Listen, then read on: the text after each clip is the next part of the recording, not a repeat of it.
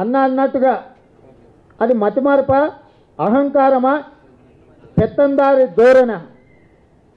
పటేలు పట్వారి వ్యవస్థను రద్దు చేసి పాలితులను పాలకులుగా తయారు చేసి ప్రపంచానికే ఒక వెలుగు నింపిన మహానాయకుడు వర్ధంతిని ప్రభుత్వం నిర్లక్ష్యం చేయడం, వారిని అవమానించడం తెలుగుదేశం పార్టీ దీని తీవ్రమైన పరిణామంగా భావిస్తున్నాం. మేము ఈ వ్యవహార శైలి ఏమాత్రం కూడా మంచిది కాదు.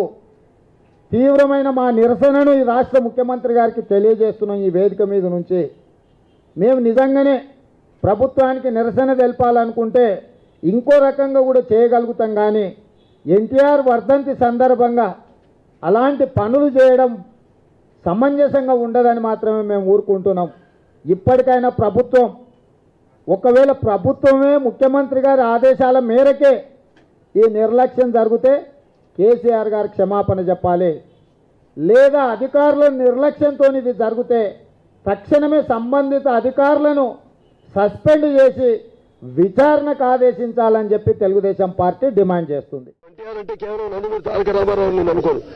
ఎన్నంటే నటరాలయం ఆయనే కాదు, ఆయన ఇల్లే ఒక నటరాలయం. అందులో ఆయన నటరాజ నటసింహుడు. టీ అంటే తారమండలంలో తారక ధృవ తారకుడు.